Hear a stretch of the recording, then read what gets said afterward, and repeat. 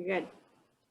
Okay, well, this is so I'm Will Snyder, and I've been working with the Mass Envirothon Committee for way too long because it's a lot of fun, and so this is an introduction to this year's current issue research a little bit, and also talk a little bit about the presentation. This is a different year. There will be some experimenting, and so we look forward to working with you to make a fun and fair challenge. I'm not sure all that that's going to mean, and you guys can help us to do that. Some of you people on the call have been involved for years, and some are brand new. So bear with me as I try to be relevant to everybody. So this is what the Envirothon competition looks like in a normal year.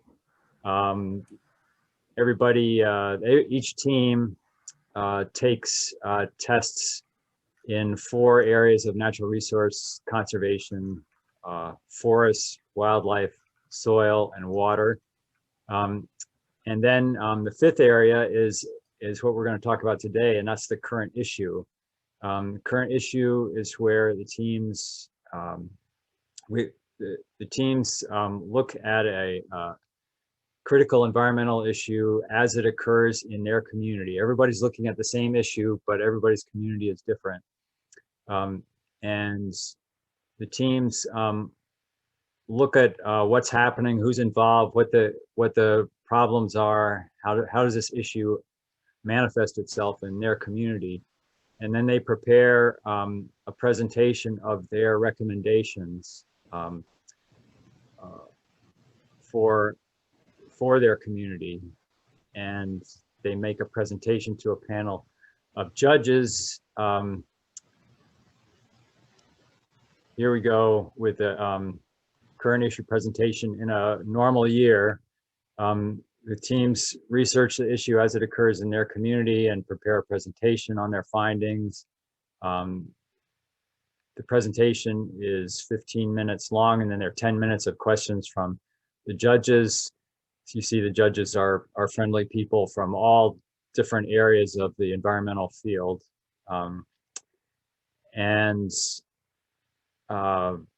They score the teams on their presentation, both in terms of the content and also in terms of the quality of the presentation. So that's a normal year. The pandemic poses a lot of challenges to this, not least of which is that we will not be doing a Envirothon competition in the field this year. We won't be in person, probably not even with each other as well as with the judges. So I think there are some interesting opportunities as well as constraints that we're going to have to deal with. So the current issue, there are several parts to the current issue experience that teams have taken the lead in developing these over the years. The core of it is the research that you do in your community, and then preparing a presentation for the judges and then getting it scored. But a lot of teams get really into the issue as they've found it and the people that they've talked to in their community. And they get involved in some kind of community action project, maybe a service project. And that's not officially a part of the Envirothon in terms of the score, but it's a very cool thing that usually happens to about half our teams each year. We've tried to recognize that with the community awards. So we have a community research award and a community action award every year. Community research award says you've done deep and thorough and far-reaching, wide-ranging research in your community, and then the Community Action Award says you've taken that research and applied it to some kind of action project in your community. We also welcome it when teams tell the story of their Envirothon year. That happens. It started with the community awards, but it really some teams have told us the story of their whole year, including their preparation for soil, water, wildlife, and water tests. So we're not sure exactly how these pieces are going to come together this year, but we hope to include the best and most important of all these things. So let's see. I am partially in the way of what did I do that for everybody, or did I'm trying to take myself out of the picture here. No, you're fine. We can still see your okay. screen. So for the 2021 current issue, teams will investigate water issues in their home communities and look how these issues interact and are changing as climate change accelerates. So once again, you're going to investigate the management of water supply, wastewater, stormwater, and how these critical functions are being affected by changing climate. You're going to also consider the water's role in the ecosystem, as well as human uses, and what impact that will have on diversity and the biodiversity, water, forest, and soil resources. And then, of course, you'll be identifying a critical issue in your community and proposing a way to address this. And there's a link. This is going to go online, right, Britta? So I put some links in where I could. Here's the essential question, I think, for this year. How can the communities of our watershed manage water resources sustainably, even as climate change accelerates? And there's some pieces of that question, I think, that bear mentioning. When we talk about the communities, we're talking about basically your municipality. And so it's a political, it's your political geography. It's the where we've drawn the lines on the map for our municipalities. That's your focus, but those communities are part of the watershed, which is the natural kind of boundary of especially in terms of water. When we talk about, well, I don't like the term management really. I'm kind of odd that way, I guess, but it seems to me that when you talk about managing resources, managing natural resources, it sounds like we're in charge, and I don't think we're really in charge. So what we're doing is managing our interaction with those resources, not managing the resources. So that's my little editorial comment. Water resources is a really big topic. We're talking about everything from drinking water through wastewater to use of water for recreation, to use of water for just aesthetic enjoyment. We're talking about water resources, ecosystem services for biodiversity, which are important, where we need to share water resources. Sustainability is a really important concept too. When we talk about sustainability, we usually think about something needs to be ecologically sound. A plan needs to be ecologically sound, but it also sustainability implies it has to be economically viable, and it has to be socially just.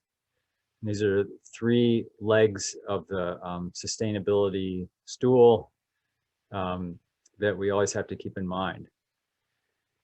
And then all this consideration of water resources happens in the context of accelerating climate change.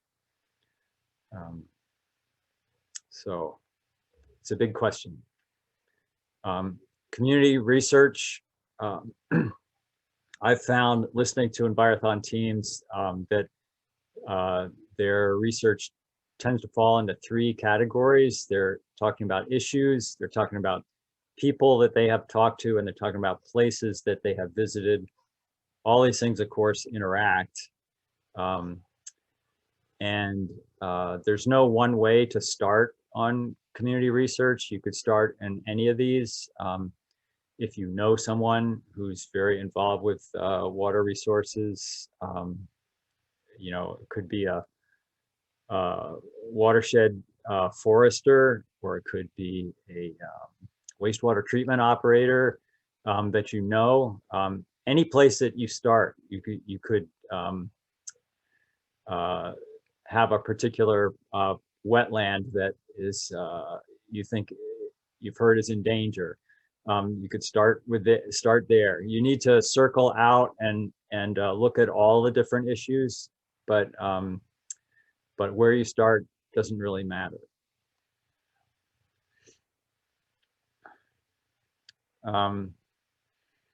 Thought about a little bit about community research this year, and here's some recommendations.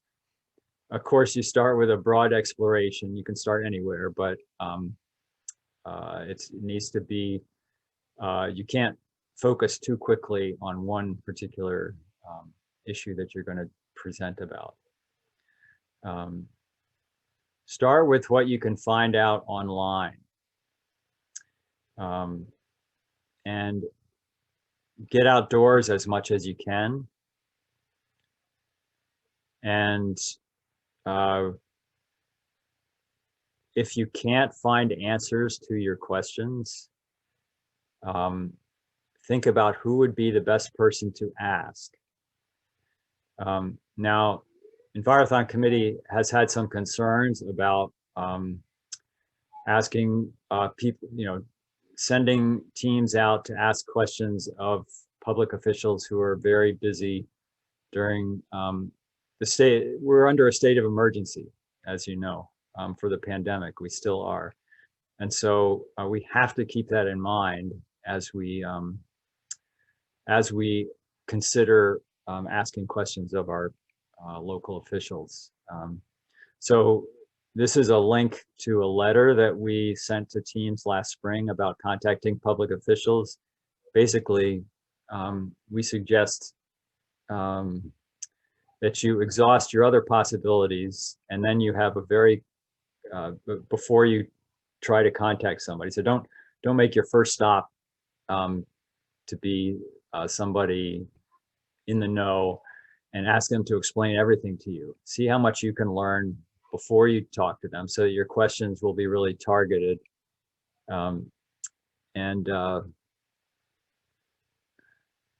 Yeah, just if they don't have time to respond, don't nag them.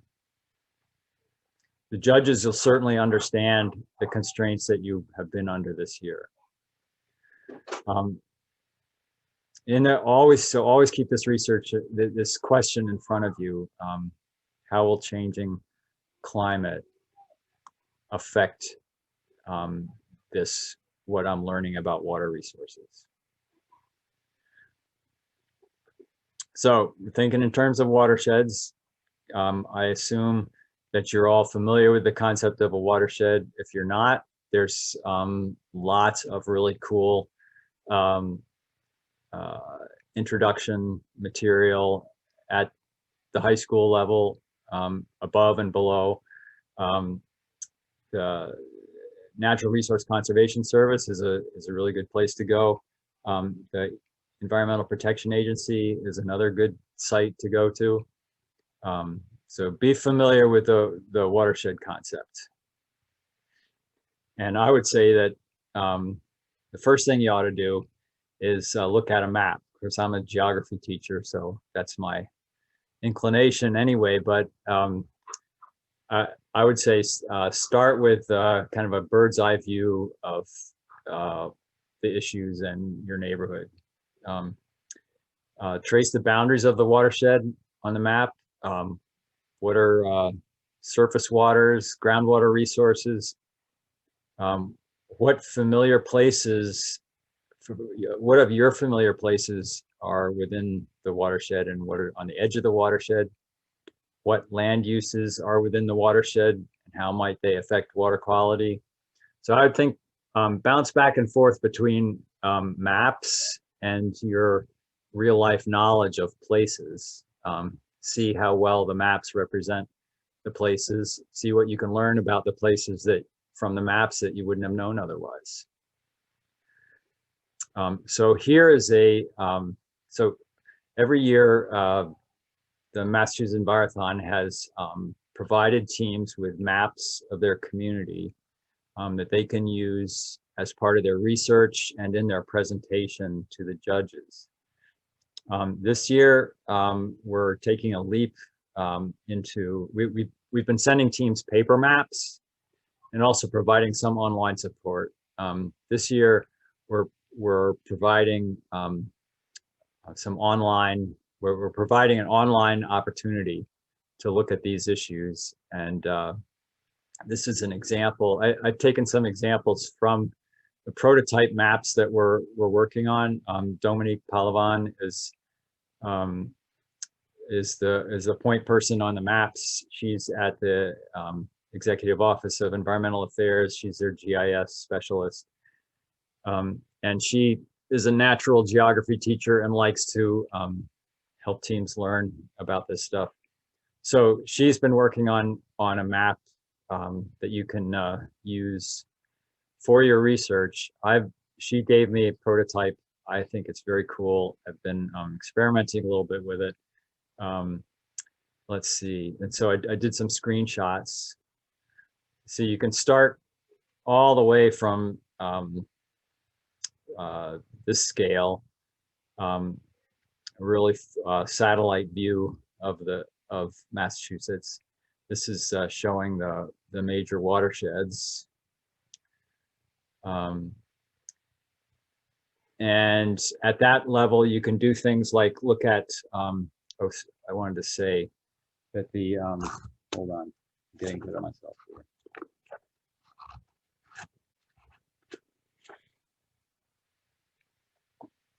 Oh, so these maps, you can use these maps to show a bunch of different data layers, including built landscape, environmentally important lands, flooding and impervious surfaces, water supply protection features, hydrologic features, and then also she's got some climate projections in here for both temperature and precipitation. So there's lots of ways you can show these layers. See if you can see over on the right side there. I could have clicked on FEMA flood zones and dams. Anyway, so Well, can yes. I interrupt for just a sec? Yeah. To let everybody know that Dominique is going to do a webinar about how to use this program. I have her scheduled for next week. November 24th, 4 o'clock. I was going to tell people that. Okay, awesome. If more, and we might be able to get her to do a second one later, or a repeat of that. Yeah. A working session, I think, if we ask her nicely. So I'm excited. Yeah. So here's an example of what you can do. This is projected. What have I got here? Projected days with temperatures greater than 100 degrees. And of course, this is in 2050. And you can see that the 495 belt is particularly hard hit with they're expecting that in the Connecticut Valley, but particularly the 495 belt will experience hotter temperatures, the most increase in temperatures, summer temperatures. That's a factor in water resources, certainly. So you can go all the way down to the neighborhood level. This is neighborhood near mine. I walk here a lot, and I was surprised to see, so there's all these building footprints and streets and even recreation paths. And I did check dams, and I found that this dam that I walk by every day is a high hazard dam. I'm gonna have to find out what that means. Anyway, so that's an example of learning from the map. Anyway, those, like Britta said, there's going to be a webinar November 24th. Is that Tuesday or Monday? 24th. Tuesday, I think, that at 4 o'clock, using maps to explore our world together. Okay, so more community research questions. Where does your drinking water come from? Where does your wastewater go when it's flushed or goes down the drain, when it soaks into the ground? After heavy precipitation, where does the water go? Where is stormwater most visible in your community? What kinds of pollutants are in the wastewater and stormwater? How are they carried by the water? What ends up happening to them? In scientific terms, we're talking about contaminant fate and transport. And then what gray and green infrastructure are involved in your community's water management? What did I say here? Where and how are gray and green infrastructure combined? Let's see. Green infrastructure, well, gray infrastructure. We used to think about gray infrastructure as things that people build, roads, bridges, power plants, that kind of thing. For water, we talk about gray infrastructure. We're talking about engineered infrastructure, like dams, like water treatment plants, like levees, like wastewater treatment plants, pumping, wells and pumps. These are gray infrastructure. And then green infrastructure is the natural world's provision of ecosystem services. Examples of green infrastructure are the watershed forest that provides, that filters the rain, slows down the flow so it doesn't run off too quickly, goes into the groundwater, that improves purifies the water. All happens without any cost to us except for protecting that the trees and the forests in that watershed. So that's an example of green infrastructure. We also talk about green infrastructure. We also talk about combined gray and green infrastructure, like rain gardens, where or green roofs, where stormwater, that all these features that we engineer that keep the rainwater from running off too fast. Those are examples of gray and green infrastructure working together. Let's see. Yeah. Okay, and then we need to consider what roles does water play in the rest of your local ecosystem? Are there ways that local biodiversity is particularly dependent on water resources? Um, are there ways that human uses come into conflict with these ecosystem needs? Um, I'm sure you can think of examples. The one I'm thinking of right away is the Ipswich River watershed, where uh, the the wells that were supplying the community were pumping so much water that the river dried up in the summer, and that was not good for the fish in the river. Simple example, but really important. Uh, then in terms of people for community research, uh, you'll need to explore and discover who cares, who's responsible, the people who are responsible for protecting and maintaining water resource infrastructure, both gray and green. So we're talking about the engineers and the managers. And then we also want to talk about people who advocate and educate about water resources. Those could be the watershed organizations, the nature centers. Lots of people pay attention to and care about water. You need to find out who those people are in your communities and seek them out and pump them for information, so to speak, after you've researched everything you can about them before you contact them. What laws and regulations are in place to ensure safe drinking water and adequate wastewater treatment and water quality in the watershed? The people that you talk to will be familiar with the laws and regulations that they have to adhere to and enforce. They can help you learn about that. And then finally, projects, initiatives, and issues. What are your community's water management problems and challenges now and in the future? What solutions are being proposed? Are there controversies? For example, often the controversy is about who pays. I challenge you to see if you can, even if you find yourself taking a side, can you state the other, all the viewpoints fairly in the controversy?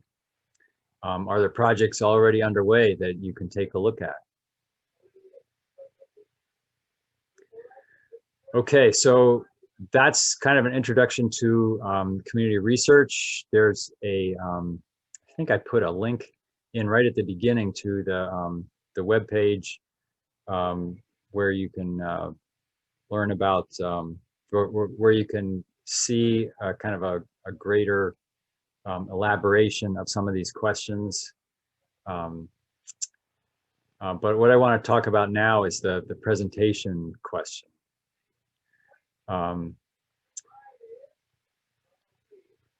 Before I jump into presentations, I just want to say that I have noticed that there are some advantages for remote community research as opposed to in-person community research. The difference from a normal environmental year, Envirothon year, in other words. And I have this picture of, you know what this is? It's an ailanthus tree. It's an Asian exotic tree that has invaded and made itself at home especially in our urban areas. I think it's kind of a hero because it will grow where nothing else will grow. I just think it's a great, again, maybe I'm a little bit of a contrarian here, but I think this is a great, this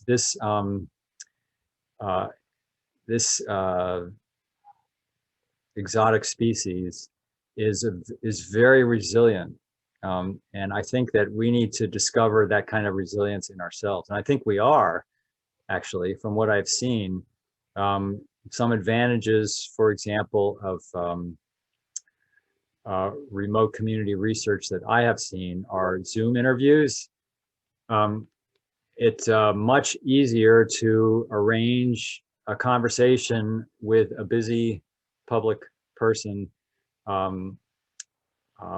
by Zoom than by getting your team together and getting to their office. So I think that you're going to find that interviewing people, again, you don't want to interview people until you really know what your questions are. But if there are people you want to talk to, you're probably going to have a better experience than in a normal year getting a chance to talk to them using Zoom. Geographically dispersed observations. Think about, one of the challenges, I think, one of the cool things you can do for focusing on water research is to when there is a major precipitation event, you can be observers all over your community. You can identify places ahead of time where you think there might be some interesting things to be seen when there's a lot of stormwater rushing through, and you can actually be there on the site. So your observers can be everywhere. Of course, they could be without a pandemic too, but we might not have noticed. We might have felt like we had to get our team together to do stuff, and now we can be together virtually. And then another real advantage, I think, is recording. We can record our visits to places, our visits with people, our conversations with each other. They can be video recordings, they can be text recordings, but because of the way the virtual world works, we're being more likely to record them, and that may be an advantage for you in terms of putting a presentation together. Just some thoughts based on what I've seen teams do already. Here's some questions though about that we have as an Envirothon committee that we would like to hear from you about. So I'm going to try to lay out some of these questions for you.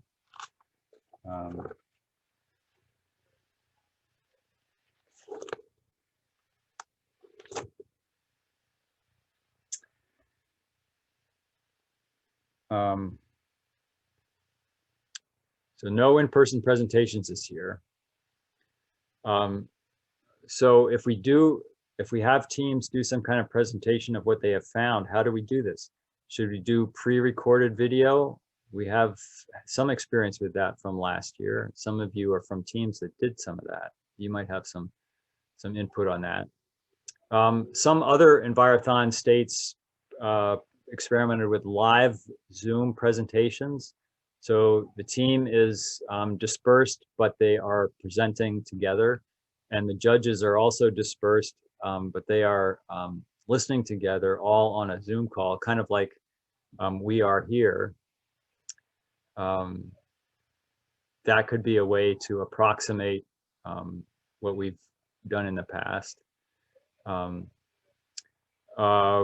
We could do PowerPoint presentations.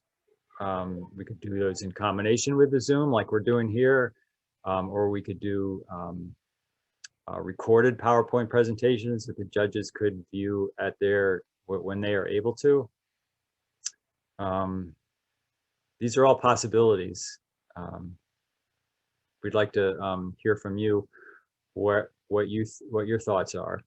A big question I have is how will teams interact with judges about their presentations? Because this is probably at least as important a part of the presentation as the presentation itself. And those interactions could be live, or they could be asynchronous. They could be by text, email, or whatever, so that the team could stop and think about what their answer would be rather than do it on the fly.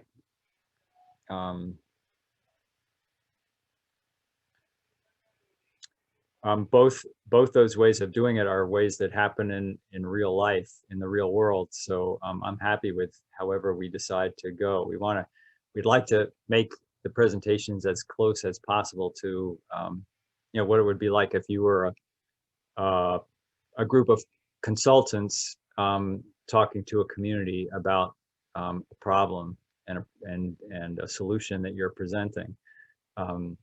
And that can happen in print, it can happen in person. Anyway,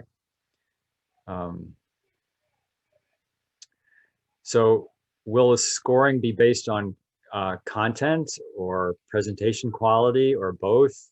We've done it both ways in the past, but say we gave teams the opportunity to make a presentation, make a decision on themselves about what kind of presentation they wanted to offer. Should we maybe include a special recognition for creative, effective use of presentation medium, separate that from the content? So we have some examples of where we thought about this, experimented with this. Is there a question, Britta? Well, yeah, people are wondering if they could offer you some answers to those questions. They have some opinions. Let's see, I'm just about done. Can I finish? Sure. Just so for example, and you can find these on the website. Last year, before the pandemic happened, we actually had already decided to do a media challenge and say to teams, instead of the